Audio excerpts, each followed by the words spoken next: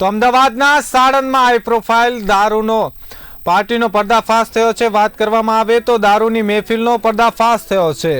Glad 1 golf રિસોર્ટમાં દારૂની મહેફિલ ઉપર પોલીસના દરોડા। બિલ્ડરની જન્મદિવસની પાર્ટીમાં દારૂની મહેફિલ ચાલતી હતી। અંદાજિત 100 જેટલા યુવક યુવતીઓ દારૂની મહેફિલ માણતા ઝડપાયા। પોલીસે રેડ કરીને ધનાઢ્ય પરિવારના લોકોને ઝડપી પાડ્યા છે। બિલ્ડરની બર્થડે પાર્ટીમાં દારૂની પાર્ટીનું કરાયું હતું આયોજન। 26 યુવતીઓને નોટિસ આપી છોડી મૂકવામાં આવી છે, જ્યારે 26 યુવક અને 13 યુવતીઓ પોલીસની અટકાયતમાં છે। વાત કરવામાં આવે તો સાણંદમાં હાઈ પ્રોફાઇલ દારૂની મહેફિલનો પર્દાફાશ થયો છે। ગ્લેડ 1 ગોલ્ફ રિસોર્ટમાં દારૂની મહેફિલ ઉપર પોલીસના દરોડા। બિલ્ડરની જન્મદિવસની પાર્ટીમાં દારૂની મહેફિલ ચાલતી હતી। અંદાજિત 100 જેટલા યુવક યુવતીઓ દારૂની મહેફિલ માણતા ઝડપાયા છે।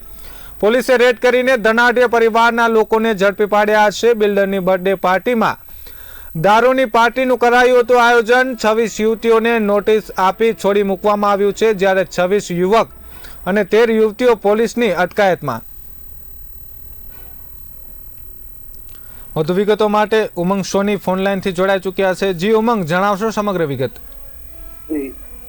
ભાઈ, આ આણંદ જિલ્લાના સાણંદમાં આવેલા ગોલ્ડ રિસોર્ટમાં ગઈકાલની મોડી રાતની આ હાઈ પ્રોફાઇલ દારૂની પાર્ટી ચાલતી હતી। તેમાં મોડી રાત્રે પોલીસે અચાનક રેડ પાડી અને 100 જેટલા લોકોને તપાસ્યા હતા। એક બિલ્ડર છે જેમની આ બર્થડે પાર્ટી હતી એવું કહેવાય રહ્યું છે।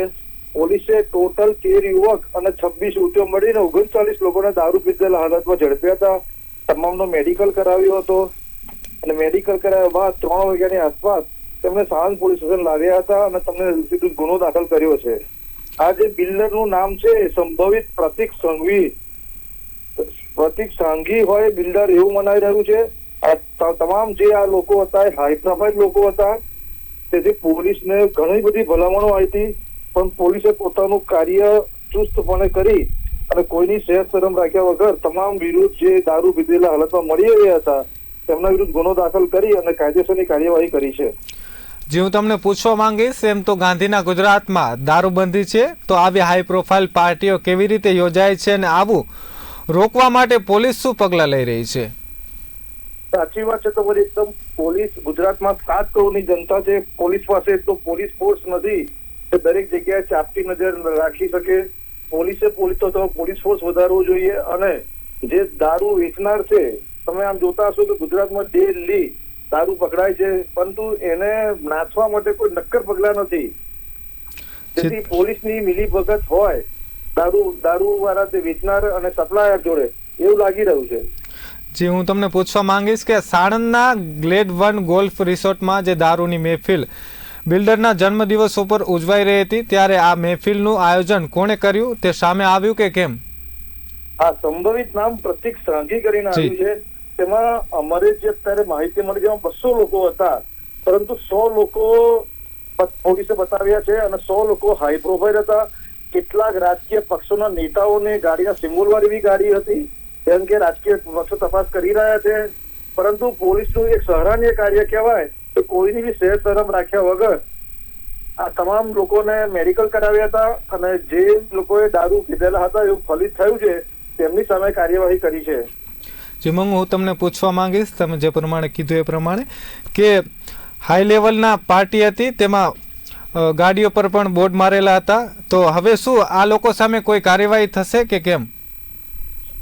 હા, હમણાં જ મારે એક રાજકીય પક્ષ પાર્ટીના પ્રમુખ જોડે વાત થઈ, તેમણે કહ્યું કે અમે તપાસ કરી રહ્યા છે। એ ભાજપનો સિમ્બોલ હોય એ પાર્ટી યુવા નેતાની હતી કે ખરેખર નેતા ત્યાં હાજર હતા કે એમની ગાડી બીજા કોઈ લઈને આવતા, તેઓ તપાસ કરી અને તેમની સામે જે શિક્ષાત્મક પગલાં લેવામાં આવશે તે કાર્યવાહી કરશે એવું ભાજપના પ્રવક્તાએ એમને જણાવ્યું હતું।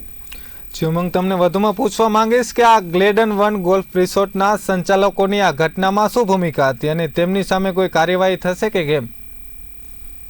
જુઓ, આ અવારનવાર આવી પાર્ટીઓ થતી આવે છે। ભૂતકાળમાં બી વડોદરામાં આવી બહુ મોટી હાઈ પ્રોફાઇલ પાર્ટી થઈ હતી, તમામ લોકો નિર્દોષ છૂટ્યા છે। પોલીસ એનું ચુસ્ત કામગીરી કરે છે, પરંતુ પોલીસ બી કોઈક જગ્યાએ શંકાના દાયરામાં આવે છે। પોલીસ અટકાયત કરે છે, મેડિકલ કરી અને જે દારૂ પીધેલા હોય એમની અટકાયત કરે છે, પરંતુ ત્યાર પછી જે કાગળો બનાવવામાં આવે, જે કોર્ટમાં રજૂ કરવામાં આવે, એ કંઈક ઢીલા હોય છે, જેના કારણે આ હાઈ પ્રોફાઇલ નબીરા હોય કે બિઝનેસમેન હોય કે બિલ્ડર હોય એ કોર્ટમાં કોઈ સજા થતી નથી. તેથી પોલીસે ચોક્કસ પ્રમાણે ધ્યાન રાખવું જોઈએ કે જે બી કાગળો કોર્ટ માટે જે રજૂ કરવા બનાવે એવા પ્રૂફ બનાવે કે સજારૂપ થાય કે જેથી ભવિષ્યમાં કોઈ બિલ્ડર હોય કે સામાન્ય વ્યક્તિ હોય કે દારૂ પી અને રસ્તામાં ફરે નહીં ને આવી હાઈ પ્રોફાઇલ પાર્ટી કરે નહીં. જે હું હજી તમને પૂછવા માંગીશ કે સાણંદ પોલીસ દ્વારા ભવિષ્યમાં આવી ગેરકાયદેસર પ્રવૃત્તિઓને રોકવા માટે કયા પ્રકારની યોજનાઓ બનાવવામાં આવી રહી છે? અત્યારે હાલમાં અમદાવાદ રેન્જમાં વિધિ ચૌધરી ઇન્ચાર્જ ડીઆઈજી તરીકે ચાર્જ સંભાળી રહ્યા છે. ત્યાં રેગ્યુલર કોઈ અધિકારી નથી, જેના કારણે અધિકારીઓનો છૂટો દોર મળી જાય છે અને બુટલેગરો છૂટો દોર મળી જાય છે. કારણ કે વિધિ ચૌધરીને અમદાવાદની જવાબદારી છે અને વધારાની ઇન્ચાર્જ તરીકે આણંદ રેન્જમાં ડીઆઈજી તરીકે જવાબદારી છે. સરકાર તરત વિચારવું જોઈએ કે તરત સરકારી અધિકારીની કાયમ નિમણૂક કરવી જોઈએ. જો નિમણૂક થયા પછી અધિકારી સખ્ત પગલાં લઈ શકે અને અધિકારીઓ દાબમાં રહી શકે. જે ઉમંગ સમગ્ર વિગત આપવા બદલ આપનો આભાર. વાત કરવામાં આવે તો સાણંદમાં હાઈ પ્રોફાઇલ દારૂની મહેફિલનો પર્દાફાશ થયો છે. ગ્લેડ 1 ગોલ્ફ રિસોર્ટમાં દારૂની મહેફિલ મારતા યુવકો ઝડપાયા છે. યુવકો યુવતીને ઝડપવામાં આવ્યા છે. બિલ્ડરની જન્મદિવસની પાર્ટી બાદ દારૂની મહેફિલ ચાલી રહી હતી. તે દરમિયાન અંદાજિત 100 જેટલા યુવક યુવતીઓ દારૂની મહેફિલ મારતા ઝડપાયા છે.